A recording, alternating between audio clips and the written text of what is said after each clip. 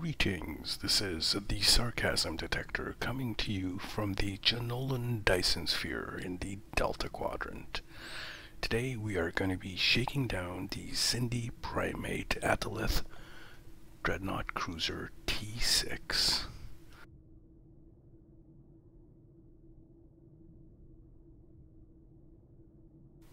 Like all Xindi ships, this one excels at its role and its class.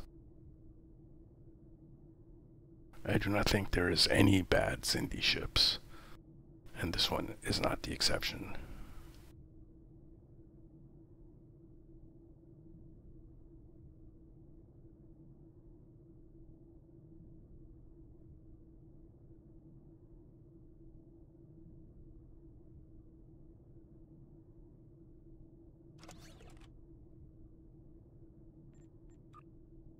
Take a look at the stats and the build of the ship. There are a few things different, but I will get to that in a few moments. Taking a look at different stats.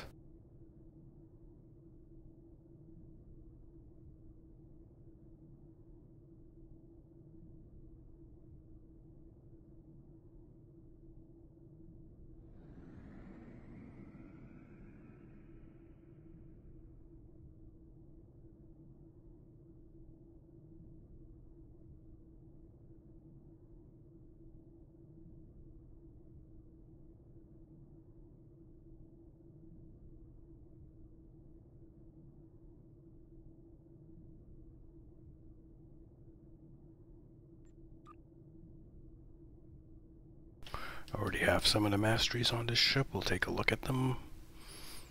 Typical of cruisers, it's got hull regeneration, some all energy resistance and radiation resistance, some critical chance, and 10% hull hit points.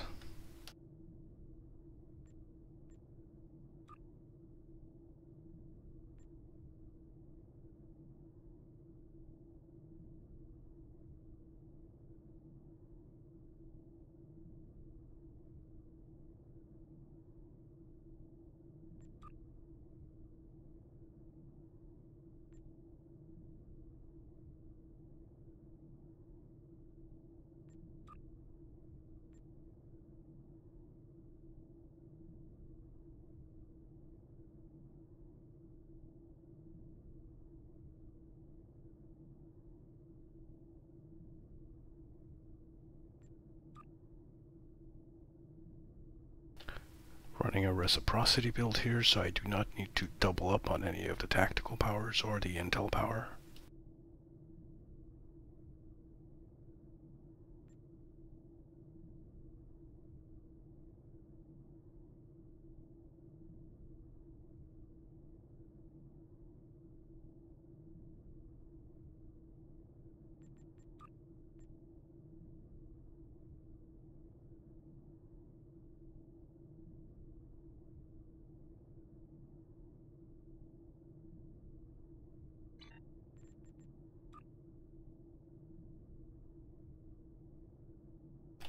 Before we go any deeper into the build, I'm just going to take a look at some different shield visuals.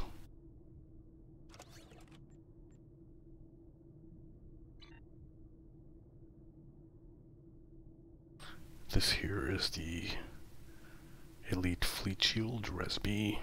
Doesn't have any visuals.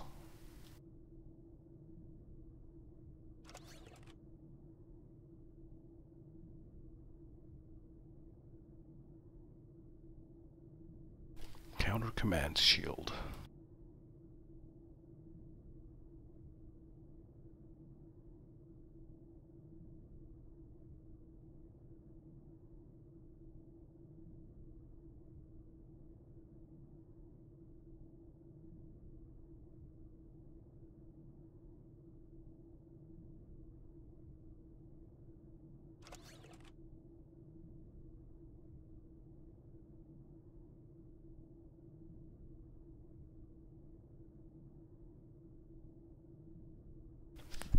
Delta Alliance shield does not seem to change the visuals on this ship.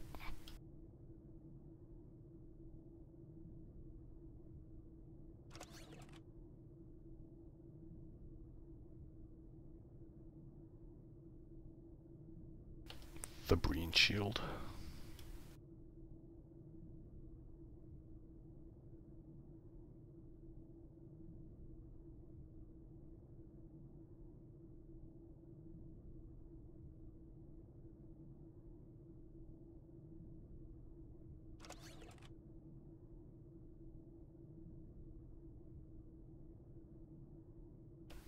The Dyson Regenerative.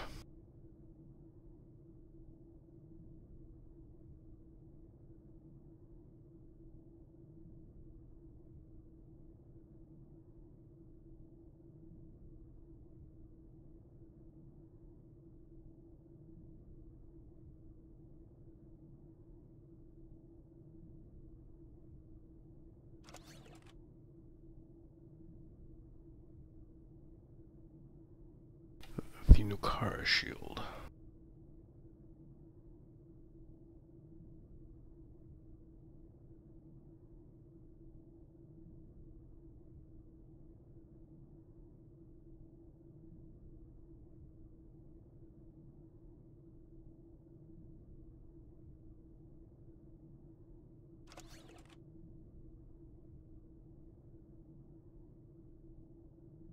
The Jem'Hadar shield.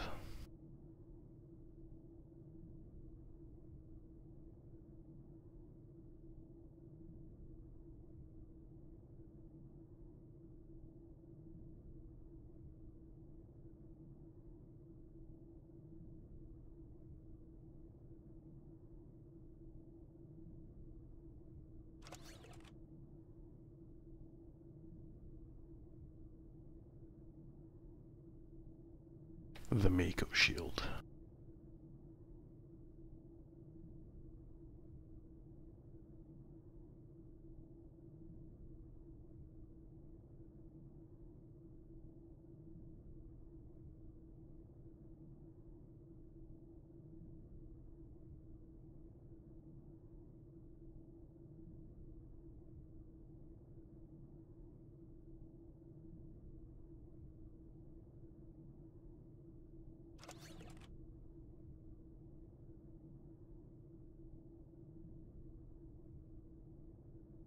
This is the new shield from the Iconian space set.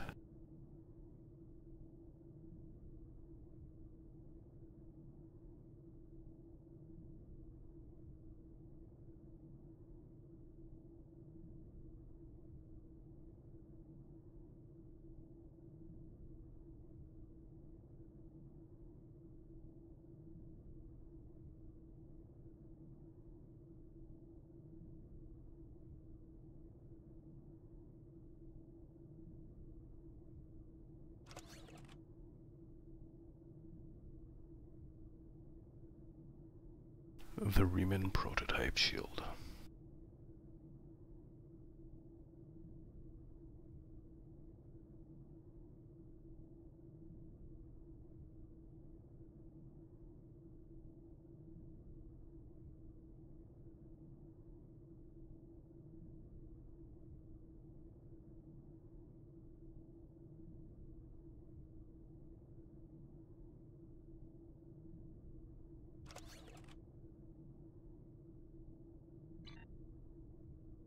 Just for clarity, the ship does have windows, I just have them disabled in the ship tailor.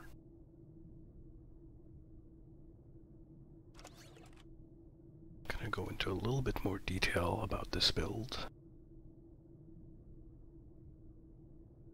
You'll notice I'm using a Dillmine core here instead of the standard Spire core. The reason I do that is because I already have enough EPS from this console here to conduct RCS.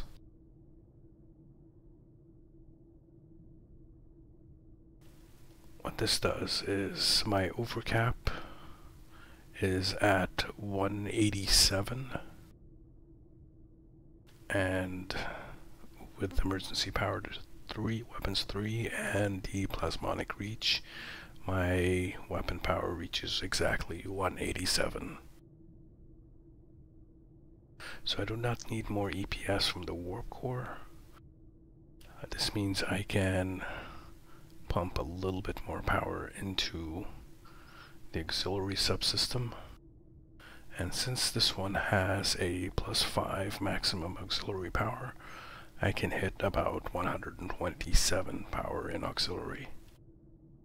Plus I can also hit 130 power in engines, which means this thing is a little bit faster.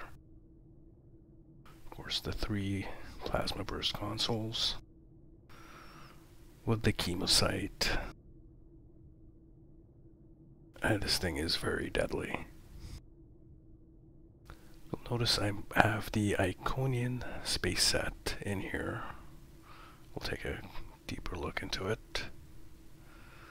They have been upgraded to ultra rare. So the deflector gets Psi Commander, which is a 10% reduction in science abilities. The cooldown of science abilities. It's a very nice tanky deflector, probably the most tanky deflector out there.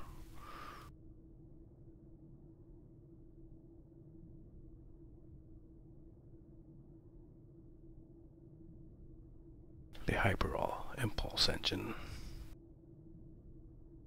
At ultra rare it gets plus C-Res, which is 10% resistance to control effects. So gravity well, tractor beam, that sort of thing.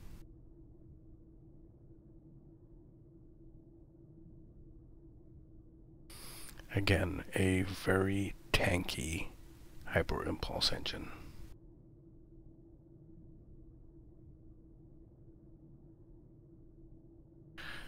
And the shield. The shield just blows me away. It's probably one of the better, if not the best shield in the game right now. It's actually not in the game right now. It's tier 5 Iconian resistance. People won't have it for a few more weeks. Yes, I am on Tribble, so I do have these a little bit early. But you'll notice it is a resilient shield, so it does have the 5% absorption. Reduces all energy damage to shields by 20%. This is not a resistance, this is a reduction. Hot restart of the shields. Very useful. And removes debuffs 1 every 10 seconds. Now you're thinking, why are you running this set instead of the Nakura set? The Nakura set gives a bonus, a flat bonus of 2.5%. It's a category 2 bonus to energy weapon damage. Effectively, it is a little bit below 2% damage increase. This set, however,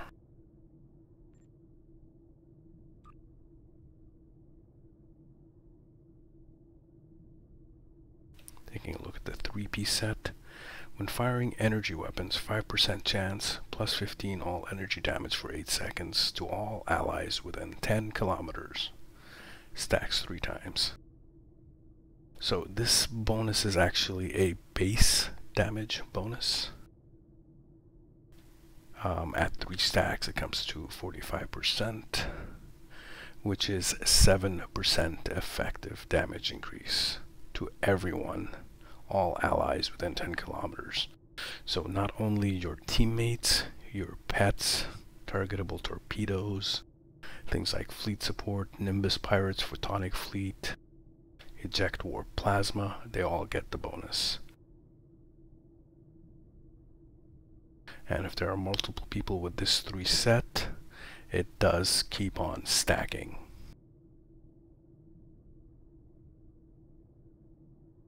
Even if you only have 1 stack, it is still better than the Nakura set. This set is, going forward, probably going to be the flavor of the month, must-have set, reputation set. Keep in mind, it is very, very expensive to upgrade. So initially I would recommend upgrading it to Mark 14. Getting it up to ultra rare. I think it averages about 30% to upgrade to ultra rare. And I'm not even going to start considering how much it takes to get to Epic.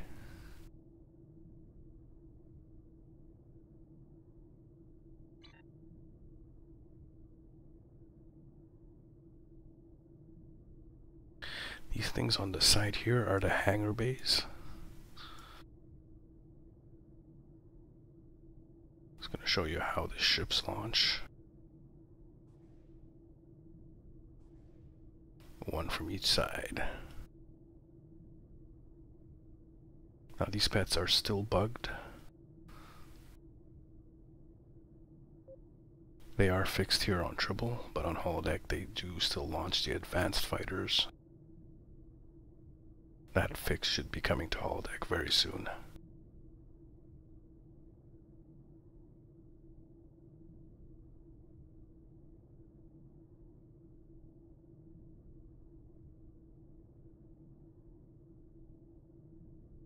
I think it's time to take this ship out for a stress test.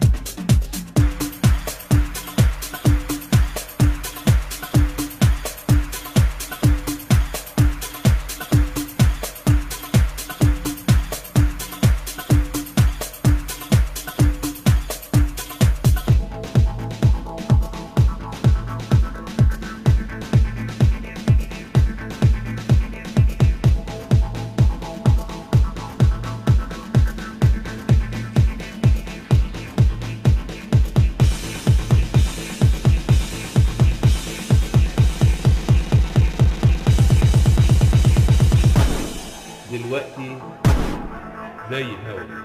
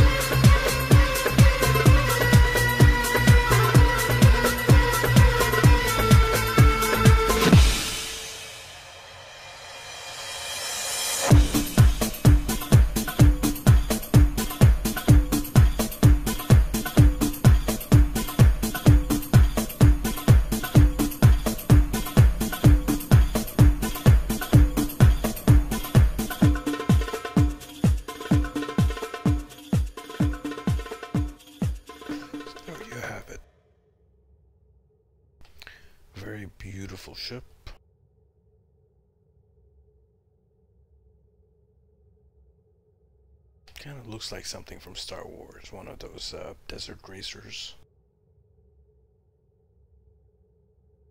Also kind of looks like a fist weapon at the same time. Very maneuverable for a Dreadnought cruiser. In fact, it's about as maneuverable as a battle cruiser. Still packs quite a bit of firepower.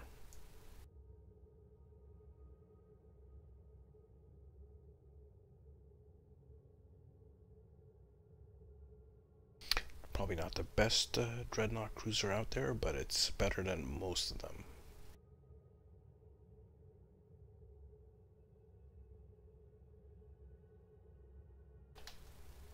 Thank you for watching. I hope you enjoyed this video. If you found it informative, or if you just generally liked it, please like and check out some of my other videos.